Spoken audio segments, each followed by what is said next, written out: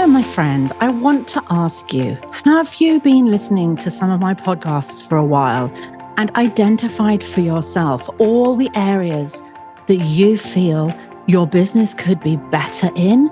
Maybe you just are so busy you haven't yet mastered the working as much as you like bit. Or maybe you're just not bringing in the money, like you're struggling with the income, or it's just not enough. Well, it's time for us to have a conversation. In the show notes, there is a link to my evolution call.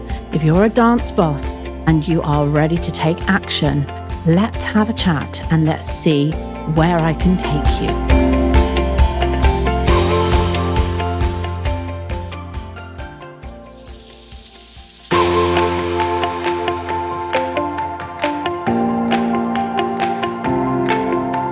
Hello and welcome, lovelies, to the Ultimate Dance Business Podcast. My name is Deborah Laws, the dance business expert. My passion is to help you turn your passion into profit while guiding you to work less and earn more. I'm super excited to share interviews with you that I know will inspire and motivate you in your schools, as well as my solo shows where I shall be sharing some great tips and strategies. So if you love the show, please do remember to review, subscribe, and share it with your fellow dance boss friends. So let's get stuck into the business of dance. I am incredibly thrilled to be bringing this episode to you today because I have got the wonderful Cerys Keneally, who has actually been on my podcast before, who has so kindly given up some time to come back and speak to us again. Cerys, welcome. Hi, Deborah. Thank you so much for having me back. Oh, it's such a pleasure. And, there's just a couple of people recently that I've been reaching out to that have been on the podcast before, because it's been just over 3 years since I launched the podcast. And that's how long ago it was that we had a chat, because you were one of the first people I reached out to. Yes. And so I'm excited to kind of touch on some of the things maybe we talked about before, but also touch on how things might have changed in the last 3 years, because I'm sure they probably have. Yeah. But before we kind of get stuck into it, we ought to really introduce you to those people that maybe haven't listened to our previous podcast. So, Cerys, would you mind just sharing what it is that you do and what your speciality is? Yes, so thank you. So I help small business owners and professionals to grow their businesses for long-term impact in schools and nurseries. Yeah. And so for many of my listeners who are dance and performing arts schools, for them, this is about, how we get into the kind of the education system, maybe alongside our businesses, our small businesses, our dance schools, or it could be that is their model. One of my clients, that's all she does, and I'm sure you've got lots of clients that is their model. They don't run a secondary business. Yeah. And so for some people, this feels like, oh, well, do we really need to be taught how to do that? Surely we just send an email, we go, we drop some flyers. And if we're feeling really grateful, we offer a free workshop and we go from there. Why do we need Cerys? Well, I know why people need you, Cerys. And I know you're laughing because you know why people need you. So fill in, if you don't mind, fill in those blanks for me. I'm laughing because I would have had the exact same mindset back when I started my own dance business. Because for me, I'm a former teacher and I'd come straight out of primary school teaching, knowing that I wanted to specialize in dance, but also knowing that I wanted to get dance back into schools, thinking, well, I've got lots of teacher contacts. I know how it works in schools. Don't particularly want to go back to my old schools, but shouldn't be too hard to get into new schools, right? And I was wrong, because in the very early stages, coming fresh out of teaching, yes, I knew how to educate children, but I didn't know anything about having a business. And this was a whole new kettle of fish. So trying to get from a business perspective back into schools where I hadn't built any connection, they hadn't done a teaching interview, they hadn't put out a job spec or anything like that. Suddenly it was a whole new process that I had to figure out for myself.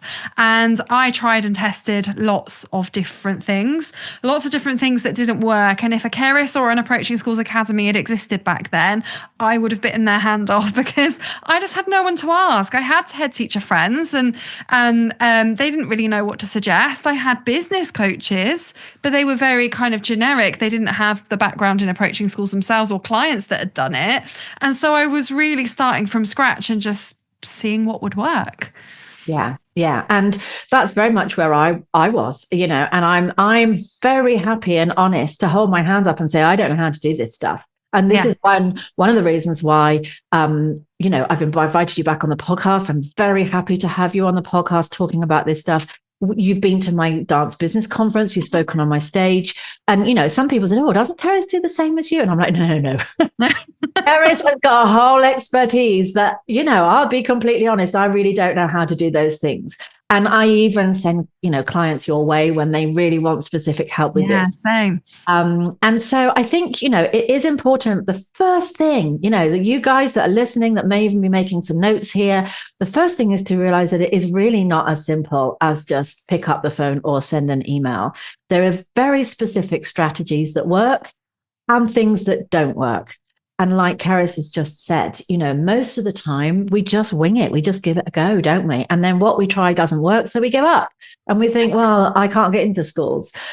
So, without going too much into detail on the things that you spoke about before, could you kind of give us some of your top tips of things that people need to consider, and maybe the things, don't bother trying this, guys, because this really isn't going to turn out too well for you.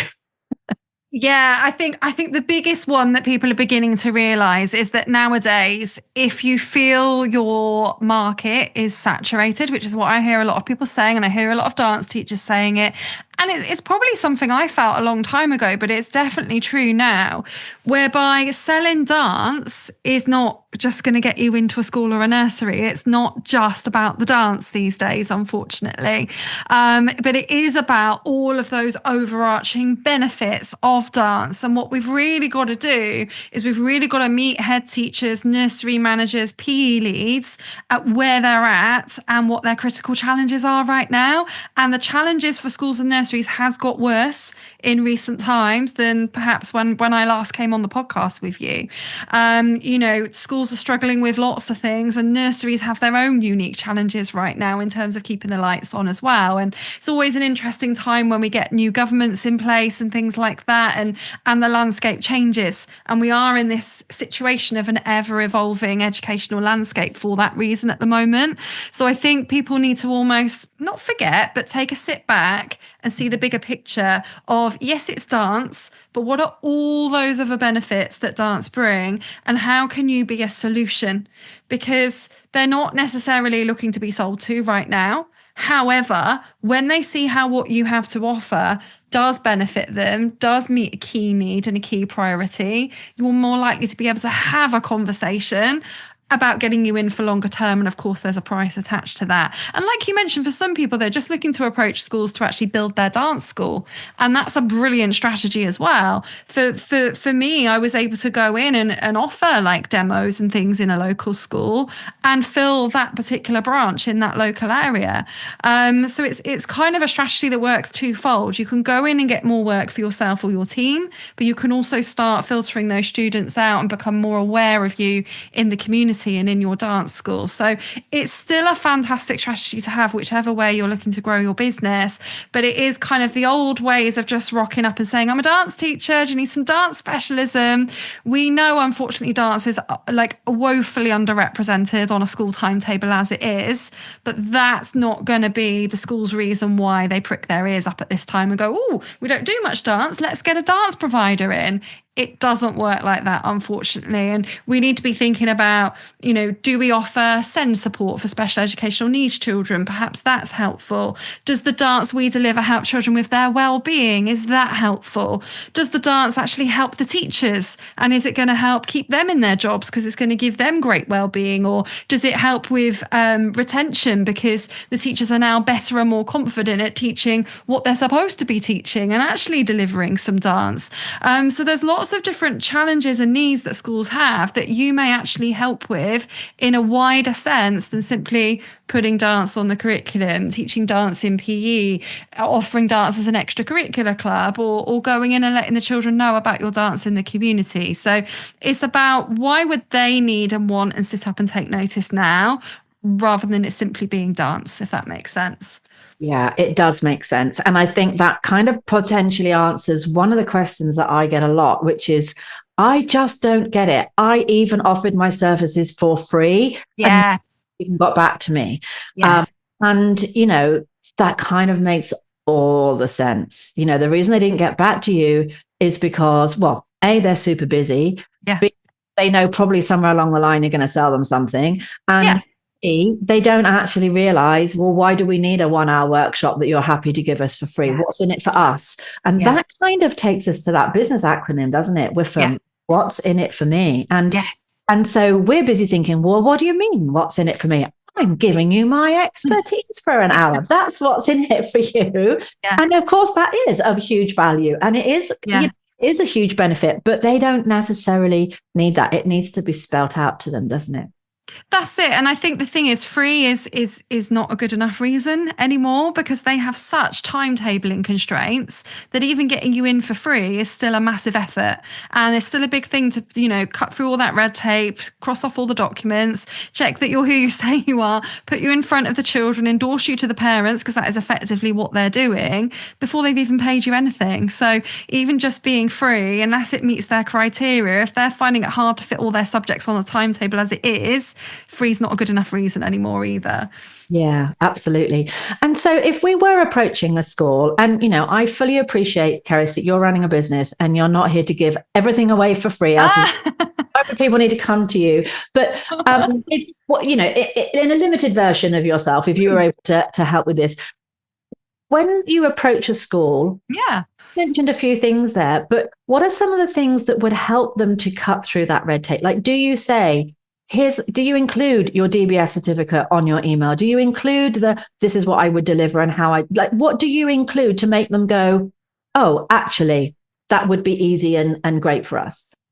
For me, I keep it as short as succinct as possible, but I absolutely look at learning outcomes on the curriculum, because even if you want to go in and deliver extracurricular provision, which typically has been more for fun and enjoyment than anything else, or even if you're approaching them because you want to spread the good news about your dance school in the community, they still have, for want of a better word, we don't like to use this phrase, but they still have boxes to tick, and they still have areas of the curriculum where they have to prove to certain people, whether that's the government who have given them funding, whether it's Ofsted who have come in for an inspection, they still need to show the value add and essentially the learning outcomes.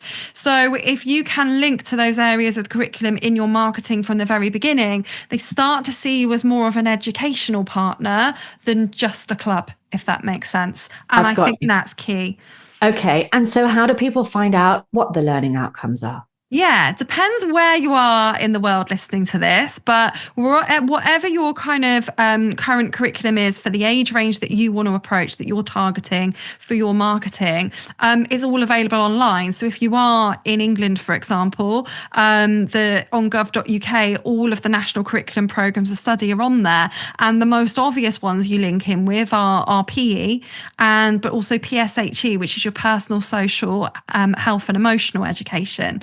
But if you are in Scotland, you've got the Scottish Curriculum for Excellence. If you're looking to target nurseries, you've got the EYFS, which is the Early Years Foundation stage.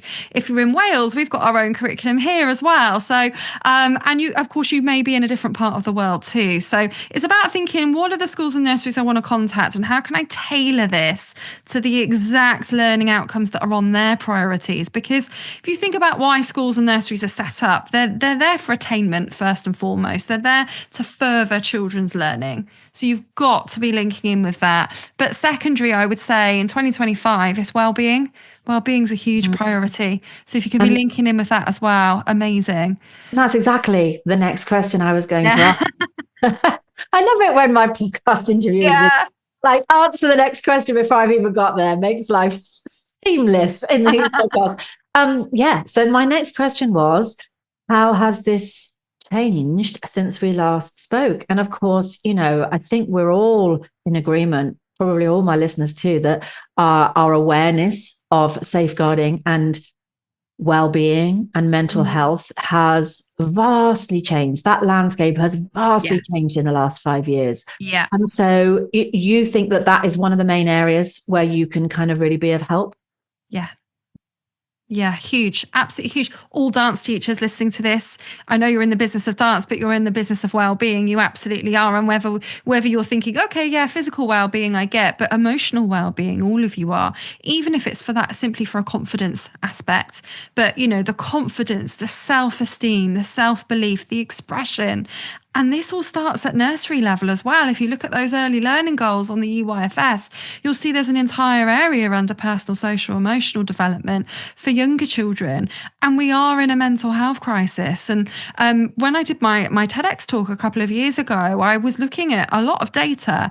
And some of the data I found, which was very similar actually for both Wales and England, was about how the number of children who are now avoiding school due to emotional well-being reasons has doubled since before the pandemic.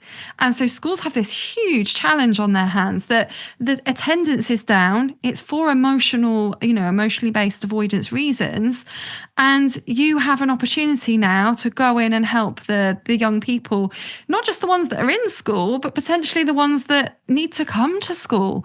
And, I have a client, for example, who talks about how even at nursery level, she is helping those early years children get into nursery on days where their parents struggle to get them in. And she's got an early years dance fitness class. And, those days are, not just incredible for the parent to be able to drop their child off knowing that they're happy in nursery that day. But for private day nurseries right now, they're struggling to keep the lights on. And there's been a lot of things that have come into place this year in particular that have made it a huge challenge for nurseries.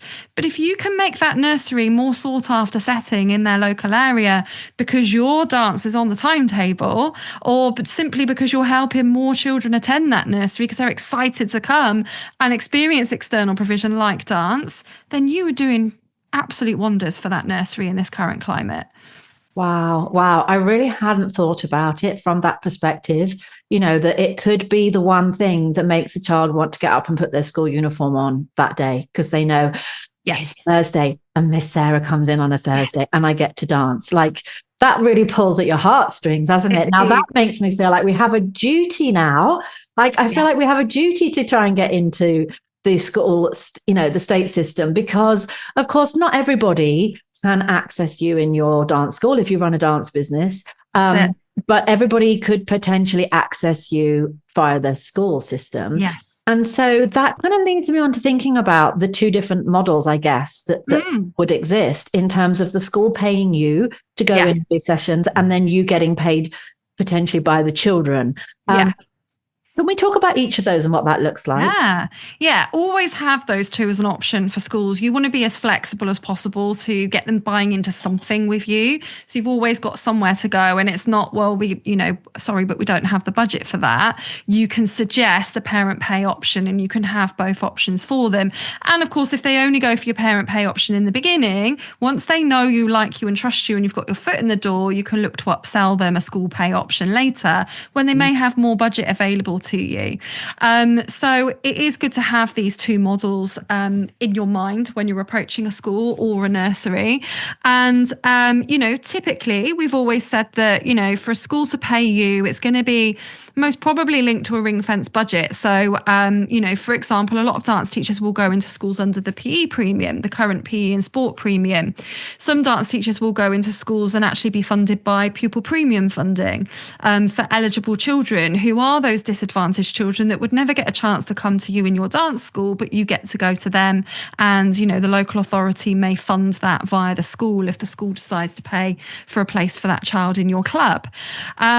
Or some dance teachers love the fact that they just know what a school or a nursery is going to be paying them a set fee every single week, and it's nice and stable, and they can grow from there and grow their school and nursery contracts, and it's a very steady income for them. But other people like the parent pay model because you could potentially earn more profit that way, and you've also got control of your data, so you can be potentially contacting parents and upselling to them, or letting them know about your show that you've got happening and you'd love to invite the pupils, or upselling your merchandise to them, for example. So there's lots of kind of fors and against, and I quite like a hybrid of the two. I like to go in and deliver dance as part of PE, get the children all experiencing it, all excited about it, because the whole class and every year group is in front of you, and then inviting them to your clubs, and then you get fully booked clubs at the end of it. But also with the parents paying, then you've got access to the parents, and you can upsell other services for your dance school. So I like to call it get paid to get paid, because it's not just you're doing something free, you maybe getting a few dance students at the end of it in your dance school, but actually the entire funnel is paid and trickles down into your dance school quite naturally then. Yeah, I love that. And in terms of, okay, so this is a big question. I'm really interested to know your thoughts on this. Yeah. When I had worked in schools, and I have done some work in secondary schools, primary schools, and nurseries over the years, my kind of initial goal, my thought process at that time was, I'll get in, I'll do an after school club, and then hopefully I can encourage the kids to come to the dance school. That was kind of one of the reasons. What I discovered, and maybe it was just me, but what I discovered was actually the kids that dance in primary schools after school in their uniform, they've just taken their tights off or whatever they've done, are a very different demographic to the ones I'm trying to encourage into the dance school. And I had very little success, which might have been down to my lack of knowledge of how to do this, but I had very little success in getting them to kind of transfer and become both. What are your thoughts on that? I think there's an element of, you will always get a bit more of a mixed bag in a school-based club than you would in your dance school. I also think there's an element of parents using some clubs for childcare because they have to. So there's always going to be a bit more of a mixture in terms of behavior, attitude, and whether they actually want to then progress through dance. But you're also going to potentially capture those children that needed a bit more nurturing and maybe didn't know or hadn't chosen dance as their interest, and now they absolutely love it and they want to know where else Miss Deborah teaches, because they just can't get enough of it and can't wait for it, to happen at school every week. So I think it does tend to be a bit of a mixed bag, but I think it's about, again, it comes down to, are you just selling it as a club? Or are you making sure that at every stage of your communication, you're talking about the progression for learning, the additional opportunities? Are you offering any kind of medals or exams? Or is there any opportunity for competition? Or are you just selling it as fun and enjoyment? So I think it starts with our intention and our communication to make sure that gets trickled down as well. That this will give you the option to follow dance a little bit more seriously if you would like to. So I think there's a bit of that as well. So I thought I would just share with you guys today the planners that I have produced for dance school owners, because these are flying out of Amazon like hotcakes. And if you don't have yours yet, then all you have to do is pop to Amazon and type into the search Deborah Laws, and all 3 books will come up. So the ultimate dance business planner I designed for you so that you had a little bit of a Deborah on your desktop. The planners are full of business training, tips, motivational quotes, things to do at the start of the month, things to do at the end of the month, ways in which you can plan out your marketing and your retention, and they are selling all over the world. So go to Amazon, grab your #1 best-selling Ultimate Dance Business Planner and enjoy mapping out the growth for your studio. Yeah, and actually, looking back at old Deborah that was trying to do this as a 28-year-old, I can already see now, listening to what you've just said, I wasn't giving them any of the sense of the progression and what extra benefits they were going to have. I was basically just saying, And I've also got this class at the church hall down the road on a Saturday. Do you want to come? And then they're like, well, no, why do we want to go and do that if we can get it? Like, I can see, I can see where it all went wrong for me anyway. So yeah, I think again, it's about knowing the strategy. It's about learning about these businessy type things that help us to get forward. And that's why, that's why you and I exist nowadays, because for so many years, like you and I did back in the day, you just, and a lot of people now, you just kind of make it up as you go along and just hope for the best. And so, I think when you invest a little bit of money in an expert that can teach you these amazing things like Cerys is talking about today, that's answering all the questions that I know I had back then, the payoff is huge. We call it our return on investment, and it saddens me when I see people struggle so much for so long, because there really are answers to all these things if you find an expert that can help you, isn't there? That's it. And I just want to be that person, as I know you do, for people when I just didn't know who to ask. It felt, getting into schools and nurseries felt like the world's best kept secret. And, I remember the first time I asked a head teacher, they said to me, well, what are you going to charge? And I said, well, what do you suggest I charge? And he said, about £2 a child. Would that be okay? And I was like, oh, all right then. So right in the beginning, there was, I just had to figure this out, and I had to ask, I don't recommend you ask your head teachers what they want you to charge. It's always going to be lower. But this is where I was at. This is where I was starting from. So I'm so honored to be able to be that person to give people a bit of a leg up now, so that you're not just winging it, or if you are, you at least have a little bit of reassurance that you're on the right track and you're doing more of the things that are working and less of the things that don't, because you might figure it out a bit quicker than I did. Yeah, absolutely. And let's talk a little bit, it's a bit more now really to do with actual, like the in the classroom kind of stuff rather than the business side. But what would you say would be some helpful kind of tips for people listening in terms of retention?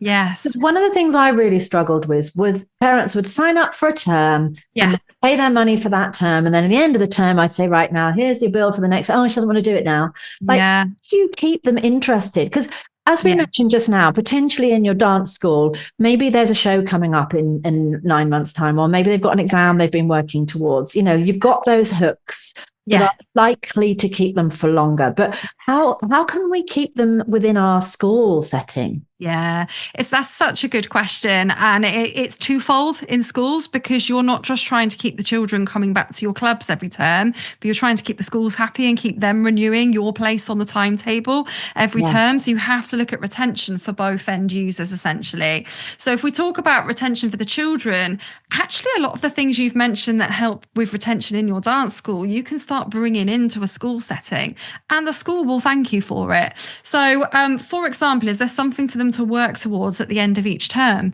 And it may not always be a show. Sometimes it might be a performance in assembly, for example. And the great thing about doing an assembly at the end of term, or even at the beginning of a new one, and getting those pupils to showcase what they've been learning, is you start to get other children swept up in the excitement, getting a bit of FOMO that they're not in this club, and also wanting to try out some of those amazing moves they've just seen in assembly. So that's great, because you are now remarketing to your captive audience and filling any slots that have gone. So a performance in assembly is just absolute gold for you for retention and renewals. But also the nice thing about assemblies, which a lot of people don't realise, you get decision makers in assemblies. It's very often a deputy head, sometimes even a head teacher, that's introducing you at the beginning of an assembly. And quite often all the class teachers are also sat around with their classes. So you get to really showcase and impress the teachers with what you're doing, and they will love that and want to keep you on the club timetable. So that's one thing I would say, but there's so many other things you can do. I mean, I used to send out these little invitations, and I used to say to the children, if you put 5 friends' names on these invitations and go and hand them out on the playground, and they'll all want to come to the clubs with you, it doesn't just boost your numbers in that club, it helps keep those children coming, because now their friends are attending as well. So that's one thing I used to do.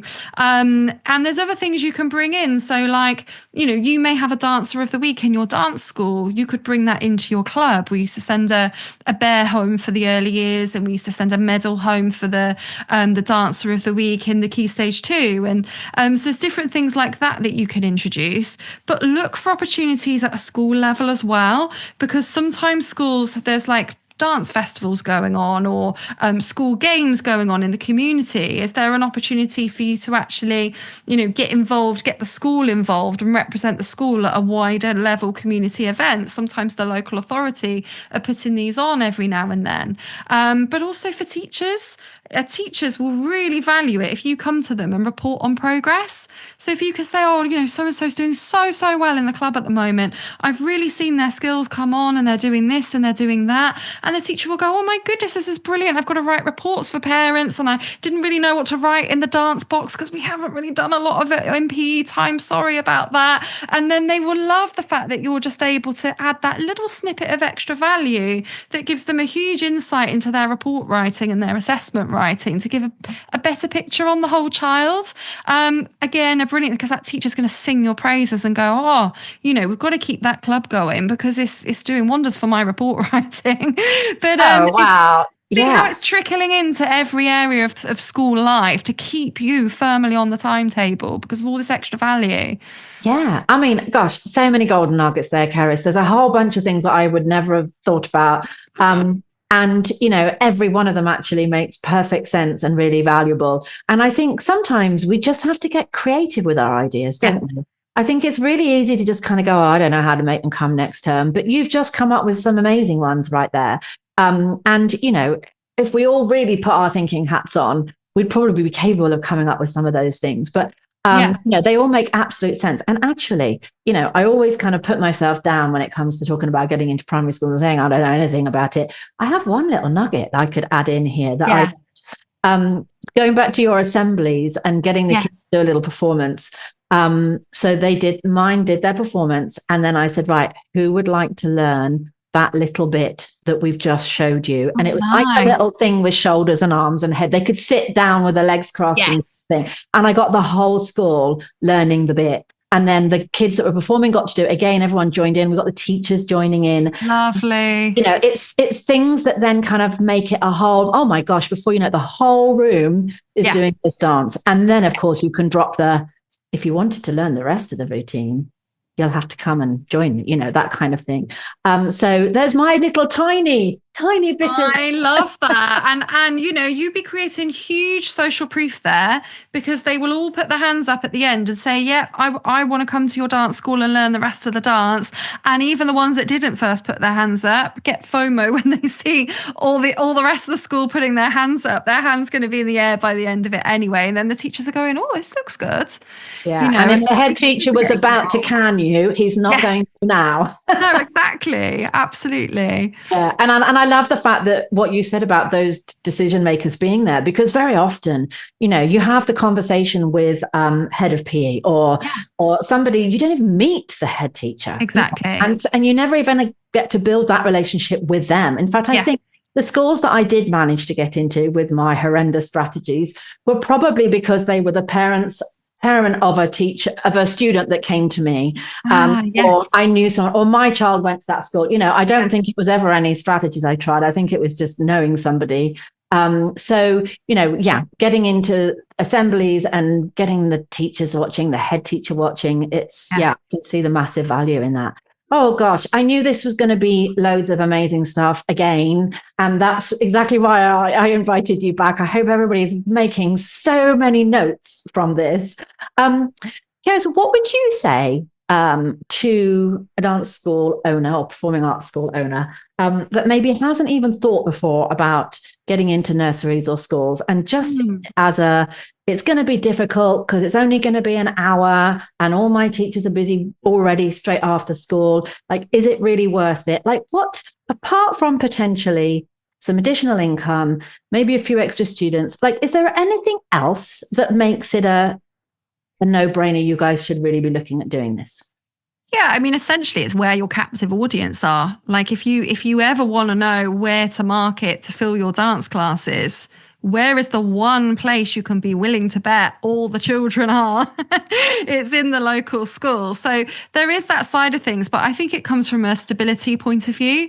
I think it's like I hear a lot of murmurs about dance classes being up and down, and at the moment in the current climate, and obviously they can come to you and get loads of amazing strategies for boosting those numbers. But also, if you're also in a school as well as growing your dance business, there's a lot of credibility that comes with working in a school, because schools have to be really, really diligent on, this person's got their DBS, this person's got the relevant qualifications or experience, this person's got insurance, they've got this, they've got that. There's hoops that we have to jump through to get into a school.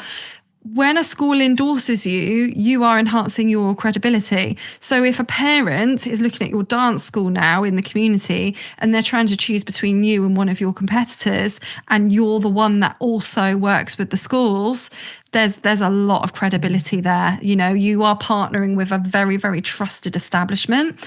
And when there's huge kind of when we're working in an unregulated potentially industry, unless everybody in your community is with an exam board, and they're probably not, then the parents have to look for the school and go, right, well, okay, well, if they're, good enough and professional enough to be working with a school, I think that's the one I'll choose, because they're trusted and respected by the school. And I trust and respect the school with safeguarding and things like that. So I think that's one thing to really bear in mind. Yeah, that's a really good point. And in fact, for those of you listening right now that maybe already are in some schools, think about your websites. Do you have a little banner on your website, on your homepage, that says trusted by, and then the examination board that you're qualified under?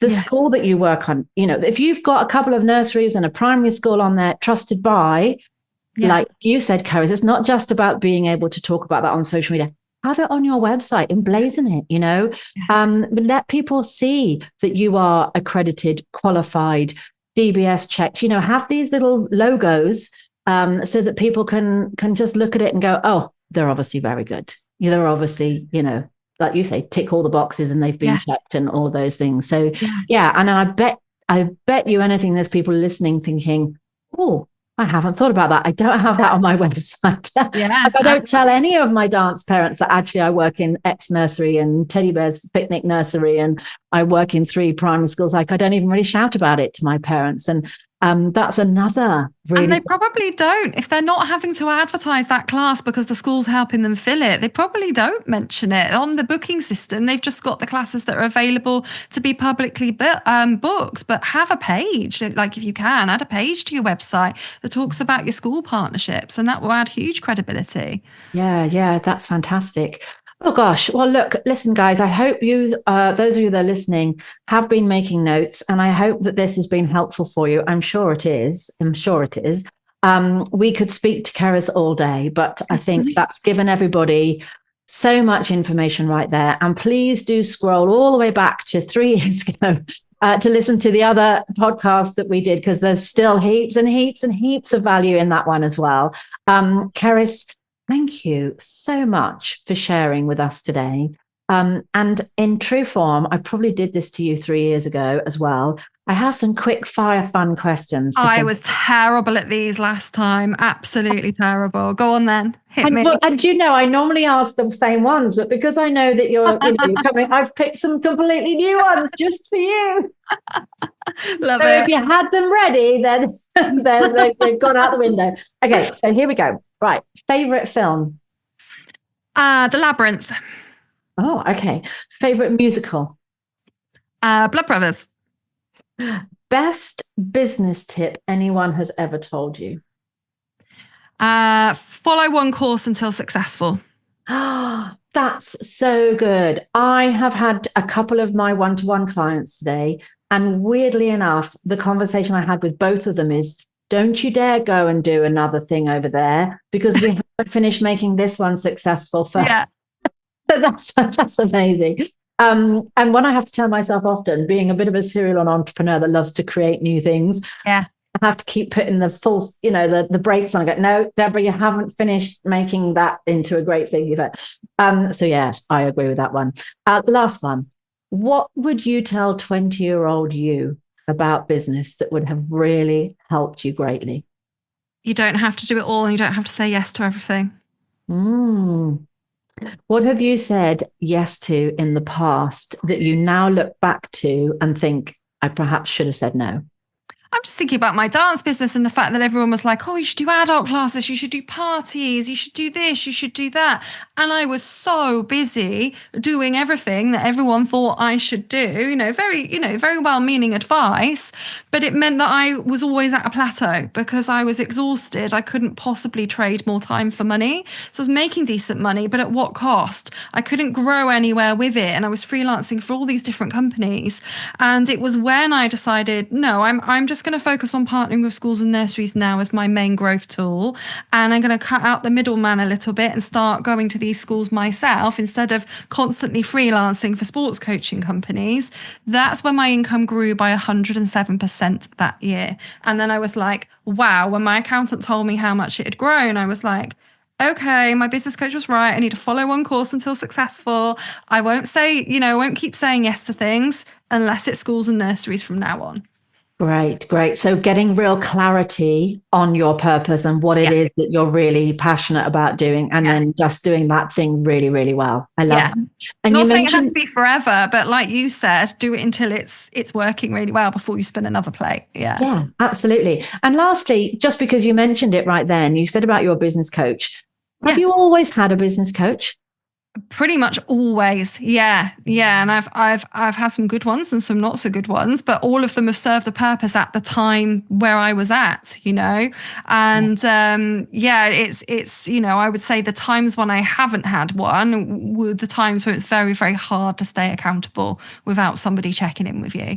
Yeah, being a small business owner and not having somebody that you have to do this by this time and someone that's going to check in. It's really hard to just get completely swamped with the day-to-day running of things, isn't it? And I think that's why when I have my one-to-one clients, that's why they have such great results. It's half of it is just because they've got a deadline. They've got to show up, and speak to Deborah, who's expecting me to have done this thing. So I better get it done, and it's just, having that person to keep you focused on that thing until it's successful. I think we don't realise when we're making excuses and getting in our own way. To us, it's a very big reason why we can't do that thing. But when somebody else asks us and presents another perspective, we go, oh, maybe I could find time to do that one thing, actually. Why am I resisting that? I think that's the biggest thing. Yeah, definitely. 100%. Cerys, thank you so much. It's been an absolute delight as normal. How can people find you if they want to come and check you out on social or get in touch with you? Yeah, on all my socials, I'm Cerys Keneally. So good luck with spelling that, but I'm sure it will be in the show notes. Or you can come and find my free group, which is Approaching Schools and Nurseries with Cerys Keneally, or my website, ceryskeneally.com. Thank you so much. And look forward to speaking to you again, maybe in another 3 years, when we'll be talking about how things changed from 2025 to where we are. But I'm sure I'll see you before that. Thank you so much. And it's been an absolute pleasure. You're welcome. Thank you. So I wanted to tell you that this episode is kindly sponsored by Sally at Dance Studio Marketing, who is your go-to solution for growing your dance school through the power of social media. So if you're feeling overwhelmed at trying to attract new students, at Dance Studio Marketing, Sally helps dance studio owners just like you to leverage the power of social media and paid ads to bring in a steady stream of students, which of course helps you to achieve more balance in your life. So if you're ready to grow with less stress, visit sallyprendergast.com, or you can connect with Sally at Dance Studio Marketing on your favorite social media platform today. My clients are getting fabulous results using Sally. So let's get those ads going and let's get your school growing.